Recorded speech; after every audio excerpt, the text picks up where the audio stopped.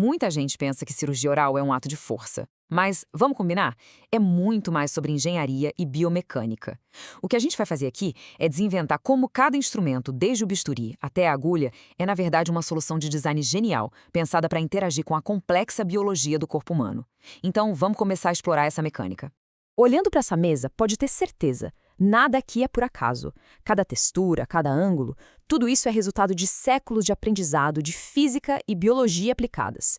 Essas ferramentas foram projetadas para uma missão bem específica: navegar no equilíbrio delicadíssimo entre a dureza de um osso e a fragilidade de uma mucosa.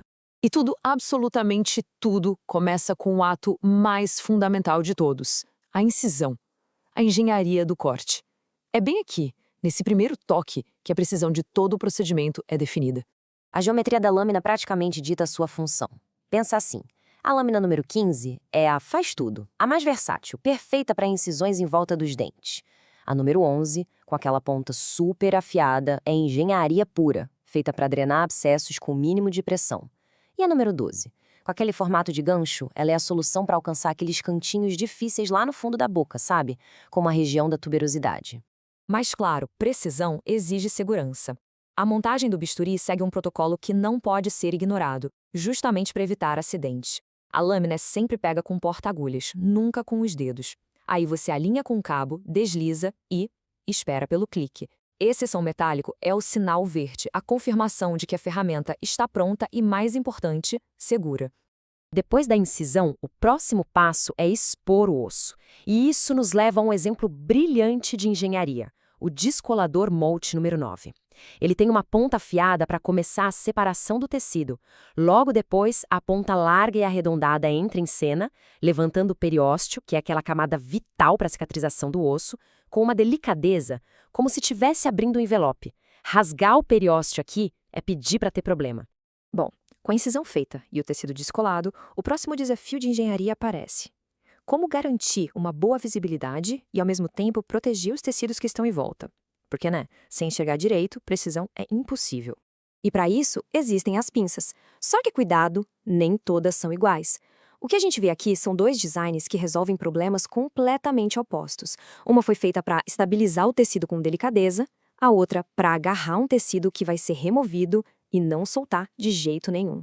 E aqui está a diferença crucial. A pinça Addison tem os dentinhos bem finos que seguram o tecido com o mínimo de pressão, só para dar aquela estabilizada na hora de passar a agulha. Já a pinça Alice, a Alice não tá para brincadeira. Suas travas são robustas e causam um esmagamento celular que não tem volta. A função dela não é ser delicada, é garantir uma pegada firme no tecido que vai para o lixo. Então, anota aí a regra de ouro da cirurgia. A pinça Alice só encosta em tecido que vai ser descartado. Ponto final.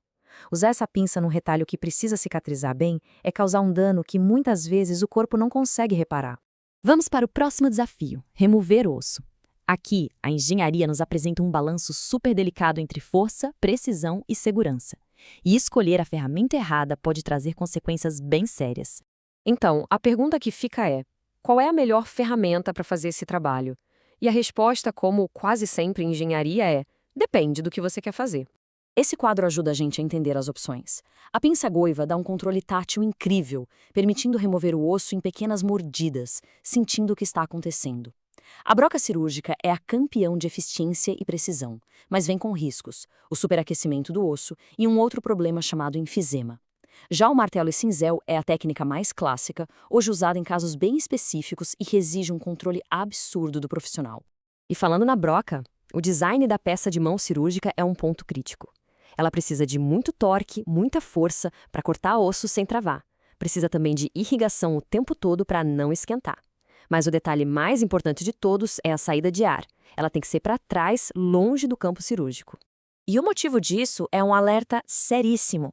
As peças de mão comuns, de alta rotação, jogam o ar para frente. Num campo cirúrgico aberto, esse ar pode ser injetado direto nos tecidos do paciente. Isso causa o tal do enfisema, que pode se espalhar pelo pescoço, pelo tórax.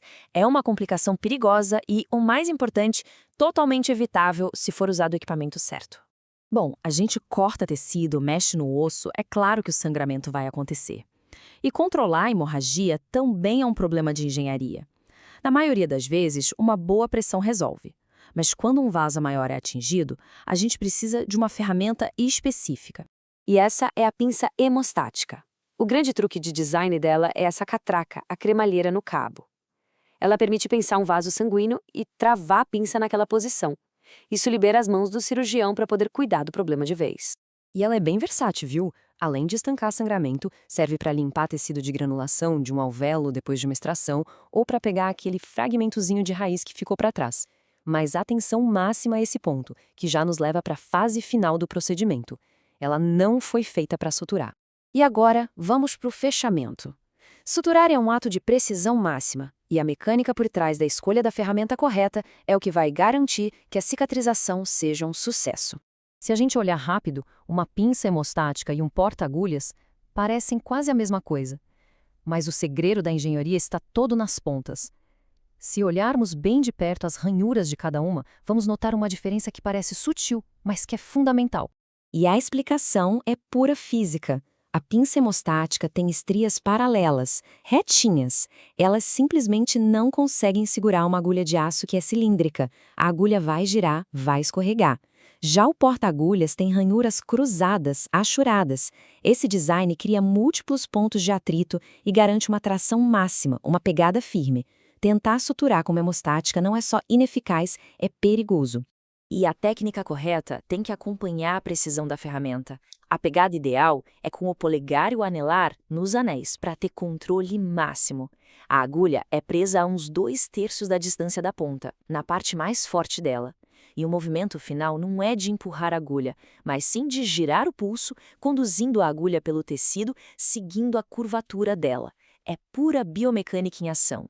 Então, da incisão à sutura, fica bem claro que cada etapa da cirurgia oral se apoia em princípios de engenharia. Cada ferramenta tem um propósito, cada movimento é uma ciência. A pergunta que fica no ar é, depois de saber tudo isso, qual detalhe de design cirúrgico vai saltar aos olhos da próxima vez que um procedimento for observado?